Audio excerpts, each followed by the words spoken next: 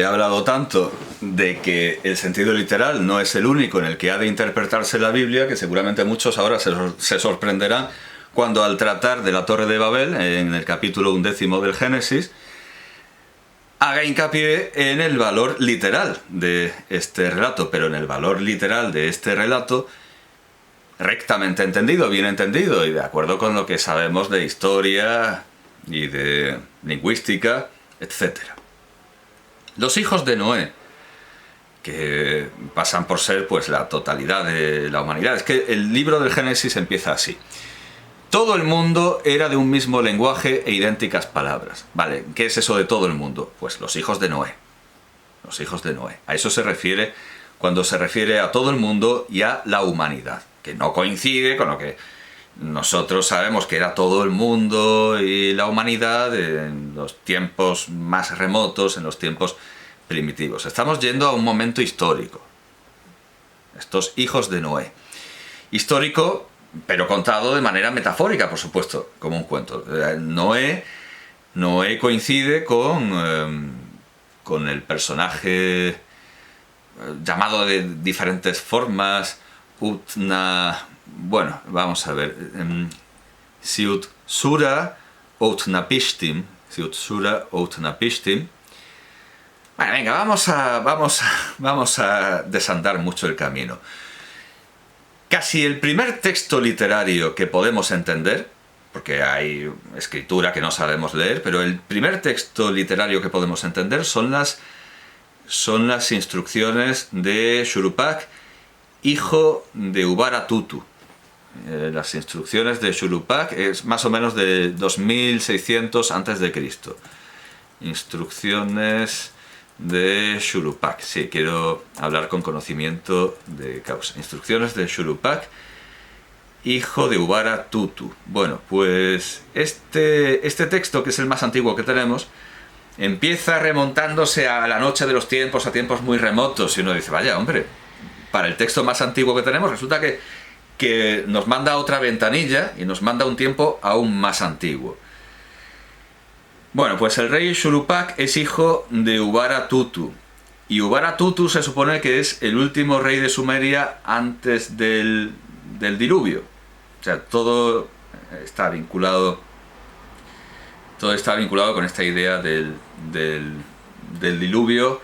Cuando digo toda la literatura antigua que yo enseño en literatura universal, pues estoy pensando, por supuesto, en la epopeya de Gilgamesh, porque Gilgamesh va a los picos gemelos, que yo entiendo que es el Ararat, a los picos gemelos, que yo entiendo que es el Ararat, que además el arca de Noé se posa en el Ararat, y ese mismo personaje al que va a buscar Gilgamesh es la protoversión, la primera versión de Noé. Es el hombre que sobrevive al diluvio, y después del diluvio se queda a vivir detrás del Ararat con respecto a Uruk, con respecto a Mesopotamia.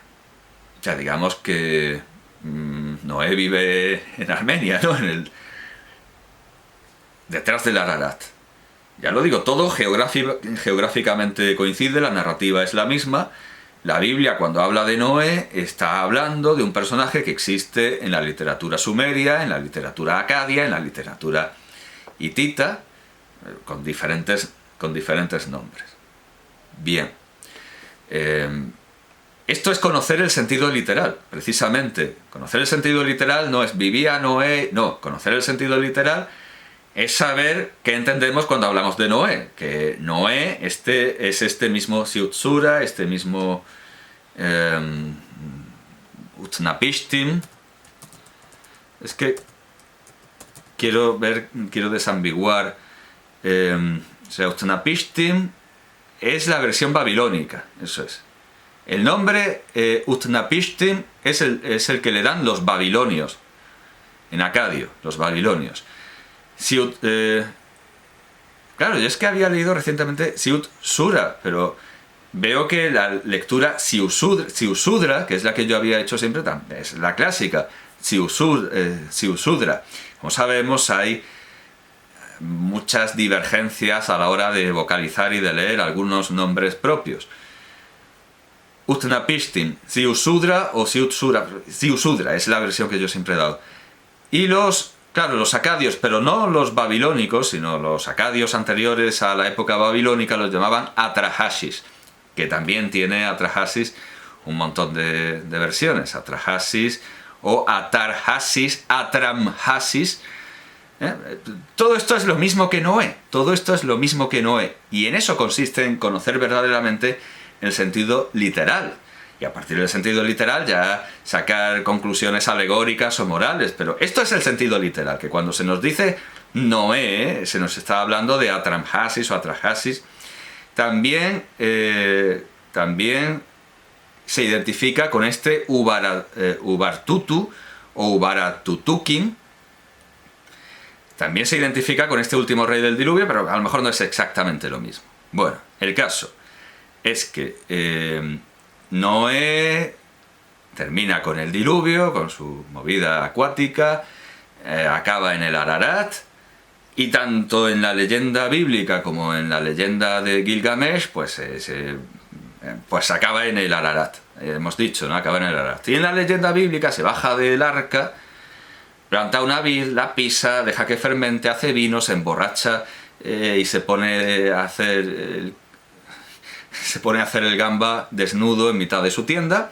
Llegan sus 3 hijos y Cam le hace palmas y se burla de él, mientras que Sem y Jafet le ponen una manta, una sábana y cubren su desnudez.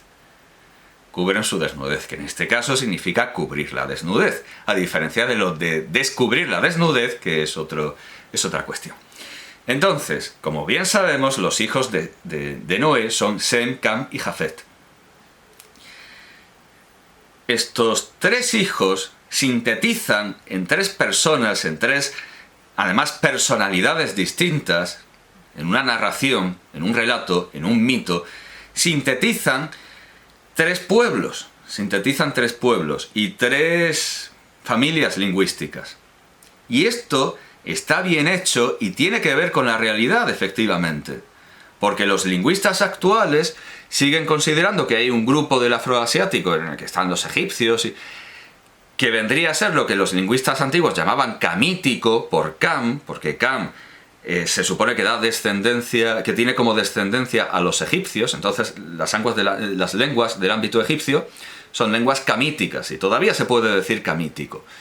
Por supuesto que se sigue diciendo semítico, y la lengua semítica más antigua registrada es el acadio, luego tenemos el hebreo, el arameo, el árabe, el etiópico, la lengua etiópica. Esas son las lenguas semíticas y se siguen llamando así. ¿Por qué? Por esta división tripartita que hace la Biblia con estos personajes que representan estas tradiciones lingüísticas.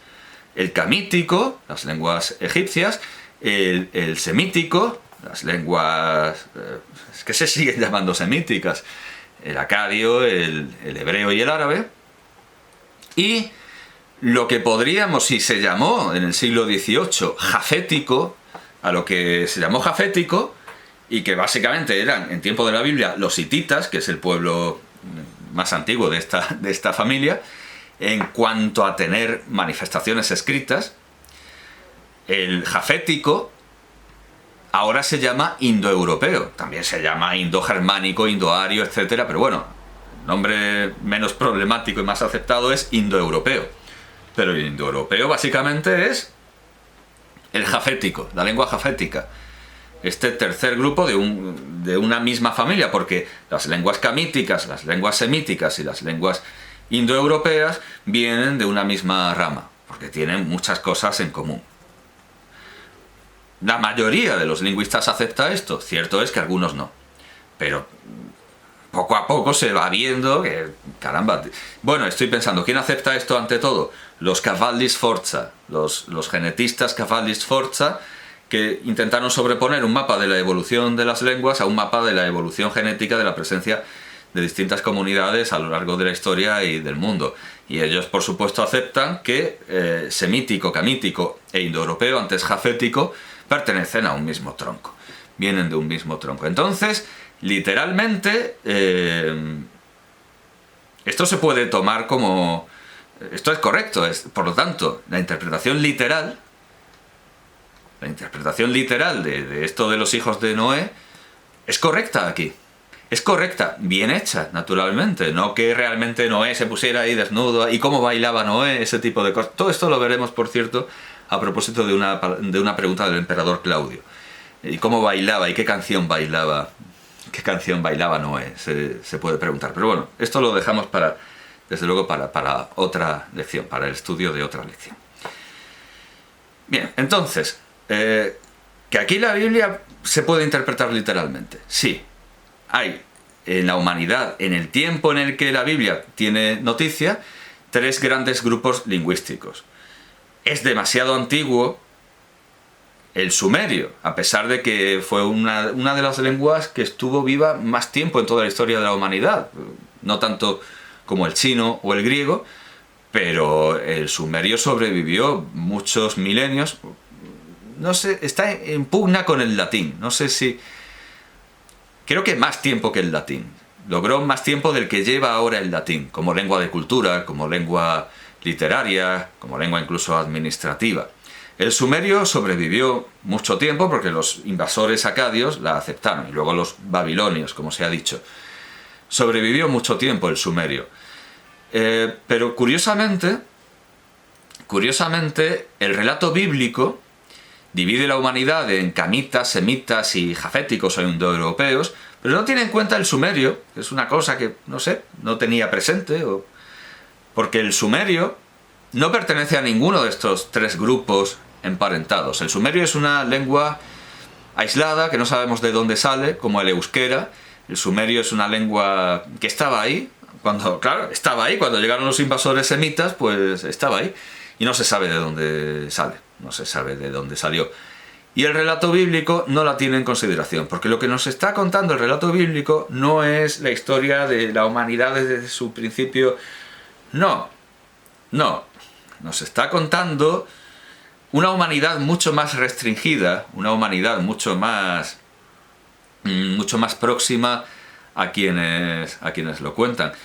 Pero en tanto que están hablándonos de una humanidad cercana, próxima, más o menos, nos están contando hechos que tienen valor literal, bien interpretado, naturalmente, porque efectivamente estos 3 grupos lingüísticos que coinciden con Sem, Cam y Jafet existen.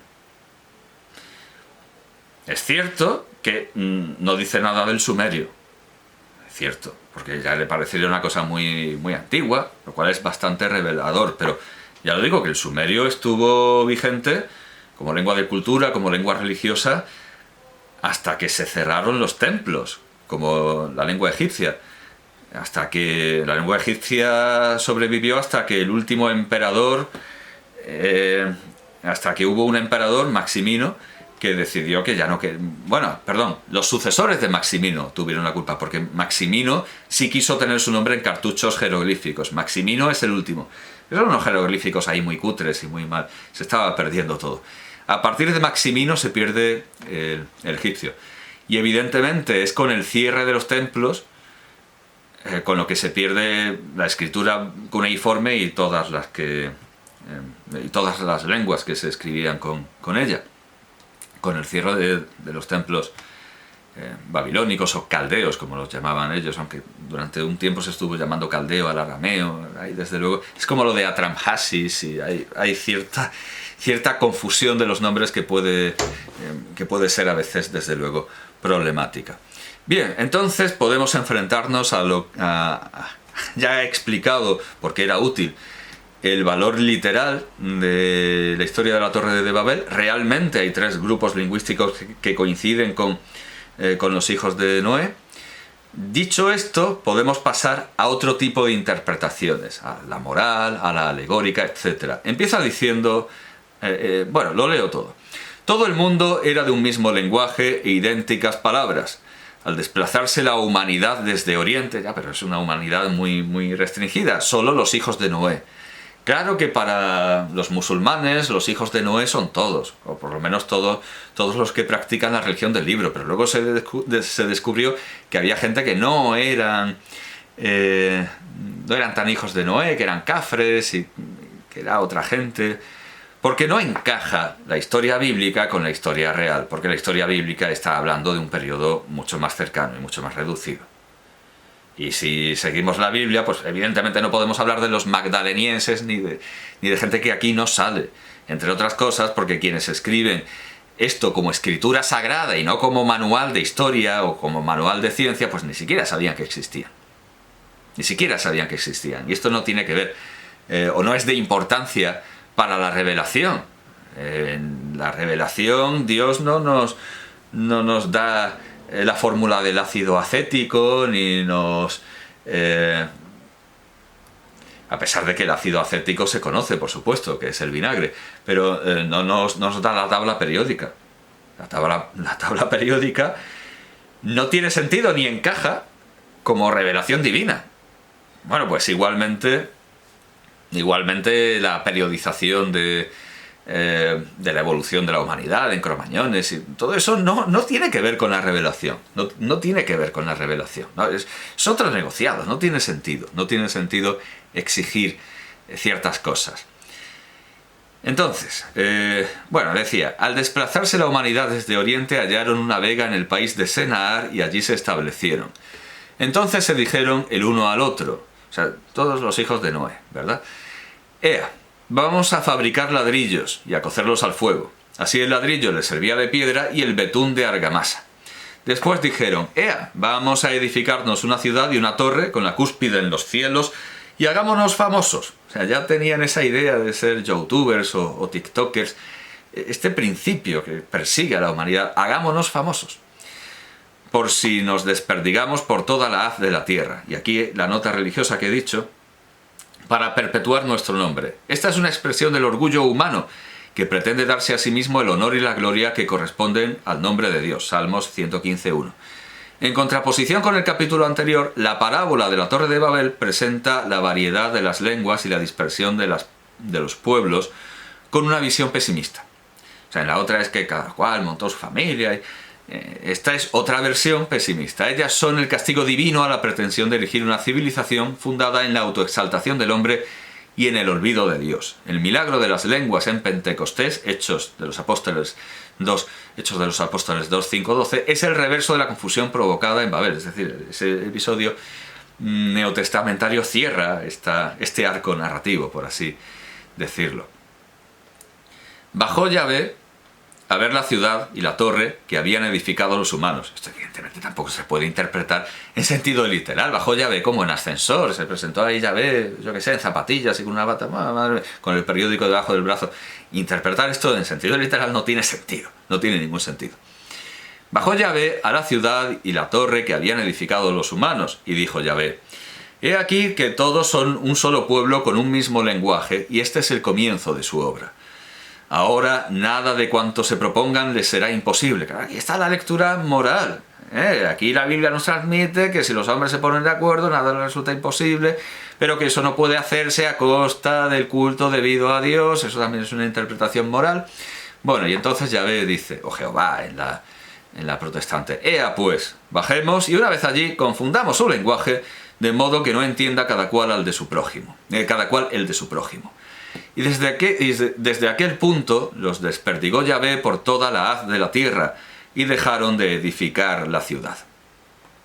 Y por eso se la llamó Babel, porque allí embrolló Yahvé el lenguaje de todo el mundo y desde allí los desperdigó Yahvé por toda la haz de la tierra. Bueno, pues esto es como cuando los masoretas cogían el nombre de Moloch y decían, no, es Molech porque tiene las vocales de Boshet, que es basura. Esto es una interpretación moral de un hecho literal que cogen a su gusto y que no tiene nada, no puede tener una interpretación literal tal como lo hacen los protestantes, porque Babilonia es Bab Ilani, puerta de los dioses, Bab Ilani, no confusión ni embrollo. Esto es una etimología filosófica, moral, ingeniosa, pero esto no es filología ni cosa que se le parezca. Esto es una interpretación moral de un hecho literal, que es que haya una ciudad que se llame Babel, Babilani, puerta de los dioses. Bien, pues esto es un pequeño jugo moral que se le puede sacar. Lo de los hombres unidos jamás serán vencidos. Vale, muy bien.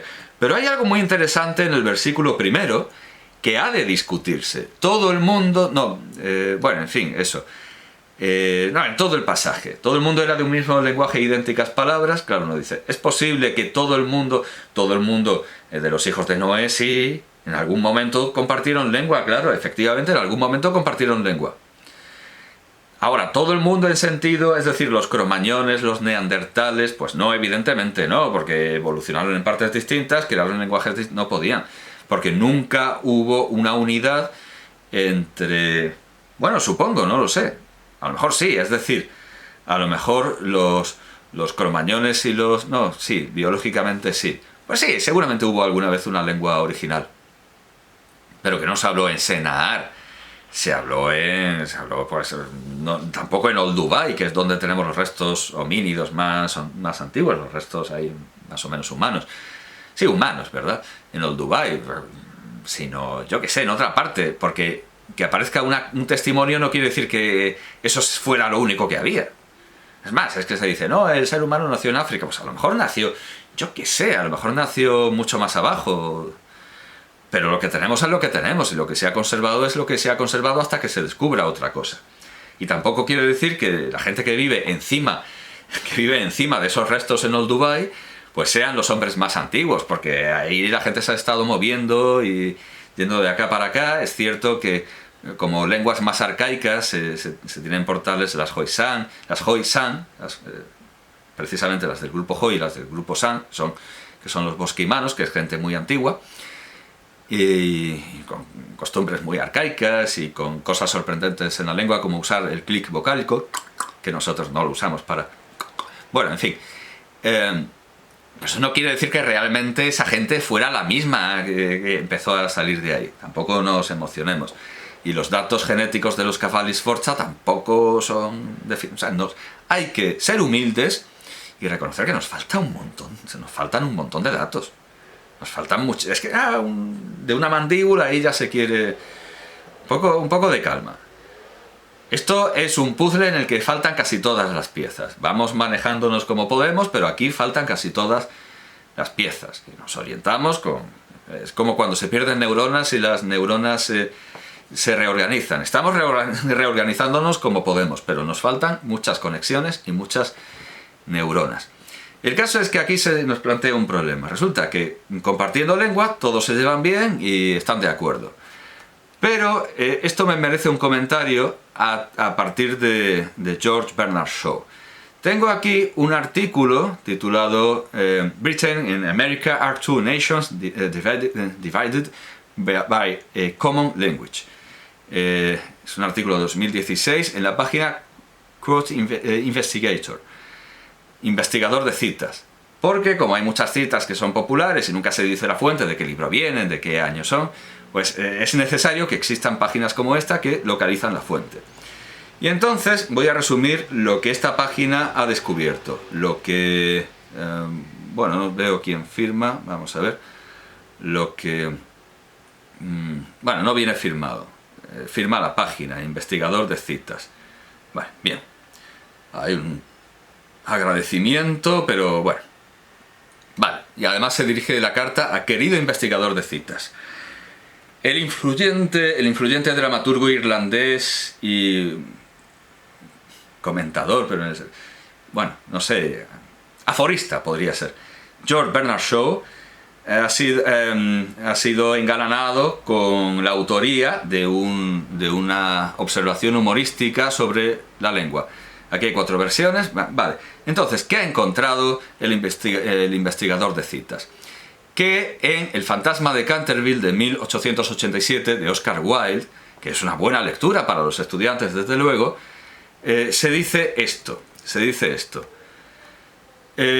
Ciertamente en muchos aspectos era muy inglesa, y esto es un excelente ejemplo del hecho de que tenemos realmente todo en común con América hoy día, excepto, por supuesto, la lengua. Esto es normal que una cosa se atribuya a Wilde y Shaw, porque todas las frases ingeniosas del periodo eduardiano o se deduce que son de Shaw o se deduce que son de Herbert George Wells, o de Oscar Wilde, o del pintor Whistler, o de Chesterton, o de Israel Sandwich. Era gente muy ingeniosa que estaba compitiendo entre ellos, y de hecho hay un famoso número humorístico de los Monty Python en el que aparecen Shaw, Wilde y Wells, me parece, intentando impresionar al rey, precisamente al rey Eduardo, y al final se les cruzan los cables con tanto ingenio. Bueno, pero esto no quiere decir que no lo dijera Shaw también a su modo, porque en una entrevista, bueno, en el recuerdo de una entrevista publicado en el Monitor de la Ciencia Cristiana en Boston, Massachusetts, en 1942, se recuerda eso, que Bernard Shaw dijo que Inglaterra y América son dos países separados por la misma lengua. Tenemos también que en una nota de la edición de 1906 de César y Cleopatra de Shaw, que es tan famoso por sus obras como por los prólogos que les ponía, pues ahí Shaw dice hombres de la misma cepa y hablando la misma lengua, habiendo nacido en Gran Bretaña, en Irlanda y en América. Tenemos hombres exactamente de la misma cepa y nacidos y hablando la misma lengua, nacidos en Gran Bretaña, en Irlanda y en América. El resultado es tres de las más distintas, de las tres más remarcadamente distintas nacionalidades bajo el sol. Y en 1923 se atribuyó también a Shaw, que dijo, una lengua... No, esto da igual, porque es una cita así muy, muy secundaria. En 1924, Harper's Magazine publicó un diálogo sobre cosas en general entre George Bernard Shaw y Archibald Henderson. Y ahí se dice, una lengua común ciertamente ayuda a hacer hace las alianzas más fáciles. Una lengua común ciertamente hace las alianzas más fáciles. Pero no debe usted olvidar que también hace las peleas más fáciles. Y esto es muy importante. Efectivamente, me atengo a esta reveladora frase en el diálogo con Archibald Henderson. Una lengua común ciertamente hace las alianzas más fáciles. Pero usted no debe olvidar que también hace que el pelear sea más fácil. Porque ciertamente, esto de que los hombres se llevaban bien porque compartían la lengua es discutible. O sea, aquí la Biblia, como todo clásico, nos ofrece el comentario, nos ofrece la posibilidad del comentario y el debate. Porque llevo haciendo comentario bíblico demasiado tiempo. Creo que con esto dejaré la lección por hoy. Nosotros al leer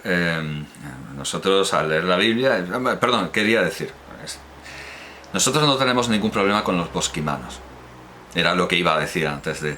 Nosotros no tenemos ningún problema con los bosquimanos, no somos racistas contra ellos, no nos reímos de su acento, no nos parece que su lengua sea mejor o peor. ¿Por qué? Pues porque nosotros, y hablo del pueblo español, pues no ha visto un bosquimano casi en su vida. O bueno, algún zoo humano de estos que tanto nos avergüenzan, se llegó a montar en España, precisamente en Barcelona, y bueno, también sabemos del negro de Bañolas, aquella historia infamante del negro de Bañolas, que por cierto tiene su correlato, tiene su correspondencia con un español disecado en Francia. Bien, pues un español no tiene ningún problema con, quitándolo del prejuicio lingüístico y yendo a las peleas. Los españoles no se pelean con los bosquimanos, porque no han visto nunca un bosquimano. ¿Con quiénes nos peleamos los españoles? Pues entre nosotros, entre los catalanes y los vascos, y como yendo a esa disertación de Fodechinchos y tal, los vascos que le rompen la gaita a los gallegos, nos peleamos con los franceses, nos peleamos con los ingleses, porque nos entendemos. Precisamente el problema es que nos entendemos. Si el francés o el catalán fueran una lengua tan distinta como es el sumerio con respecto al acadio o al hebreo, pues seguramente no existirían estos odios. Nosotros no